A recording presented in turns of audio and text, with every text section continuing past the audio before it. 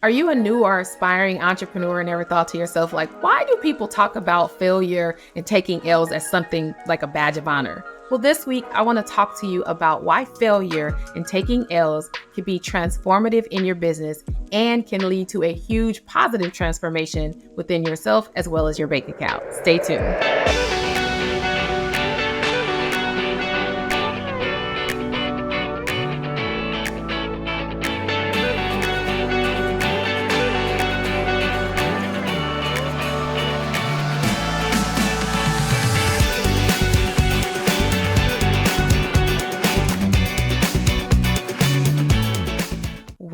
Welcome to the Nurse Boss Shift. It's your girl, Dr. Kiiyonna Jones.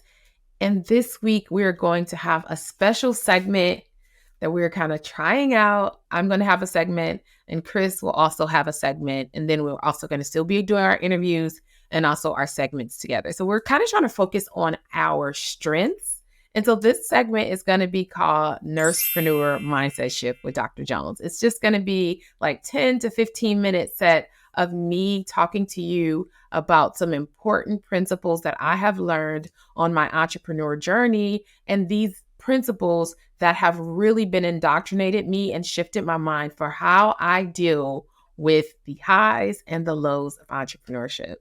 So I'm going to get started, and I really wanted to make sure that I talk about something that's recent that I have learned over this last 12 months. Okay, so since 2023, today, I want to talk about a valuable lesson. And I want to say I already knew it, but I was tested this year, unlike any other time on my entrepreneurial journey, because it involved others. And in some cases, I felt as though it was out of my control. The reality is everything is within my control. And if it doesn't go my way, I always take responsibility because that gives me the power to change it. And so this week, we are going to talk about failure. I know everybody says failure is like a part of the process and fail forward and you have to fail to succeed. And I remember when I first became an entrepreneur, I was like, what the heck are you talking about? Like, please don't tell me that failure is what I should want and what I should hope for on this journey, because I'm not doing this to fail. I'm doing this to be successful. Yet, here I am 6 years later, and now I really understand. If I didn't even understand truly the brevity of it, I understand this year. And so I want to talk to you about the power of failure and a principle that you really should adapt as you embark on this journey as an aspiring entrepreneur or even as a new entrepreneur. And one thing that I think is kind of left out of context when people talk about failure is the fact that you are not really failing. It's just those incremental moments when things did not go your way, right? The only failure that can truly happens when you give up, when you stop, when you decide that you are no longer going to embark on this journey. That is when you fail. Now, when you have moments where you attempt to do something new in your business or you try something different and it does not go the way you want it to go, that is not a failure. That is a lesson. And one of the things and one of the principles that I have learned this year regarding lessons is they are extremely uncomfortable, but they are a must for every entrepreneur. And so I remember people talk about taking L's and, failures. And I was like, well, the truth of the matter is every time I've taken an L, it really has been a lesson. And even though when I was in it and it felt extremely uncomfortable and I was like, oh my gosh, like, why am I going through this?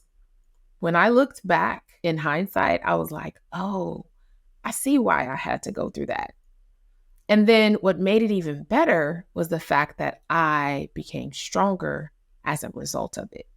Now, that could have been a mental strength, that could have been an emotional strength, That could have been a financial strength. Maybe I rebound from it, whatever it was, but I became better as an entrepreneur because of it. So this year, I had a lot of trauma that I experienced in my business because I grew too big, too fast. And this is a transparency moment. I can't tell you when the perfect time is to grow, but I can tell you you should never implement multiple things in your business at the same time. So, the end of last year, I hired a supposedly sales agency, which is a whole nother story for another day, a marketing agency, as well as began to run ads. And then I hired a CFO.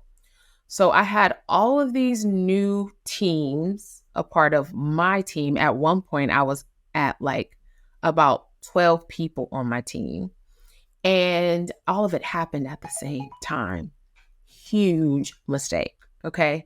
Because when you implement certain strategies in your business, if you do multiple at the same time, then you're not really able to tell what's working, what's not, which one is a good thing, which one is not a good thing for your business, because if things are going wrong, you can't really identify the source. And I can relate this to nursing. So if you think about your patients, and when it comes to your patients, if they start on a new medication, you don't want to start them, or the doctor would not want to start them on multiple medications at the same time, right? They will introduce one gradually. So they'll introduce whatever the medication is, and then they'll monitor the patient, right? We'll follow through the API. And then if it's a good result, then maybe we'll add the next medication, or maybe we don't need to add the next medication, right? If we bring on board multiple medications at once for a patient and something goes wrong, they have an allergic reaction or anything, then we can't really isolate the source. This is very much true. It's very much true in business.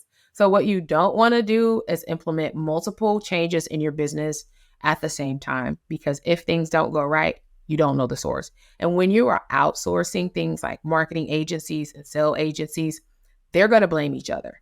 Okay. So long story short, I did that.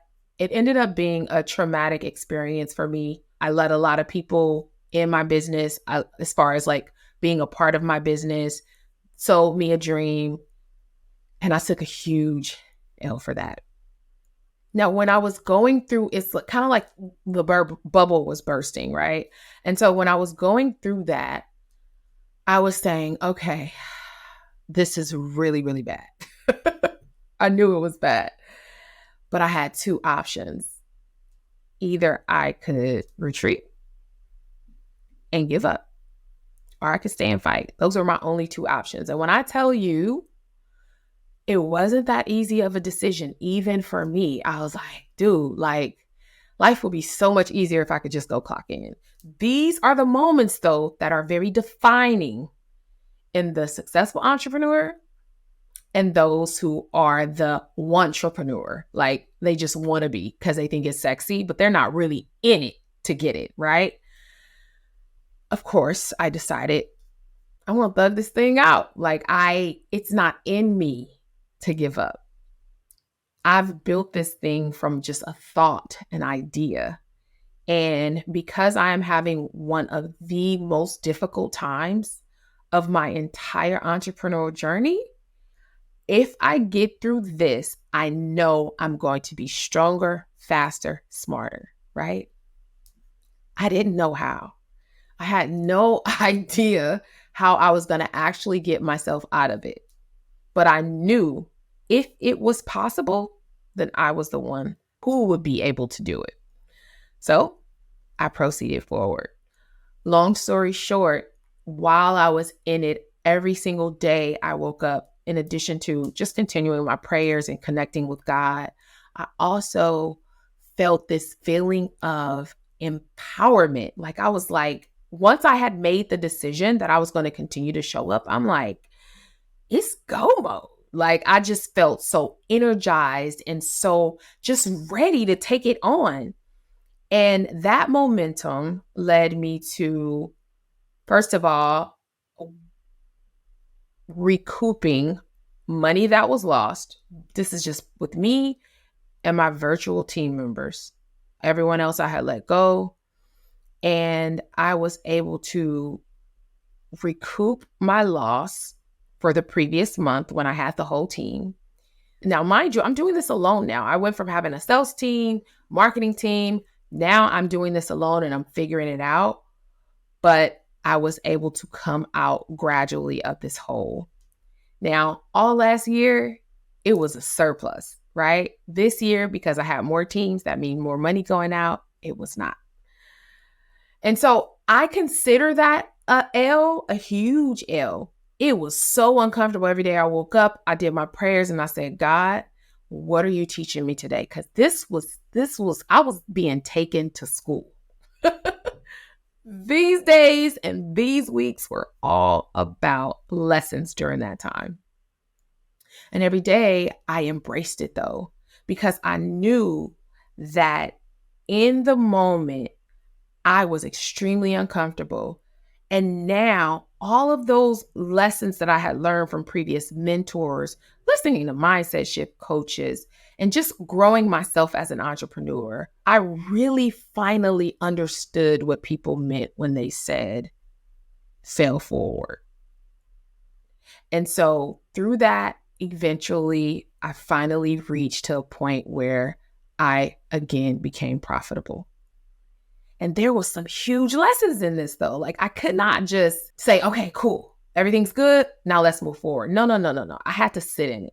I had to process what I had just been through, because one pivotal point about these L's that we take, in order to make sure that they won't happen again, we have to sit in it. We have to reflect in it. And we also have to identify why it happened so we can make sure that it won't happen again. Now, that is where the real growth happens. Who were you, or who was I before this happened? And who have I become after, right? Where was my mindset shifts? Where was my transformation? How did that happen?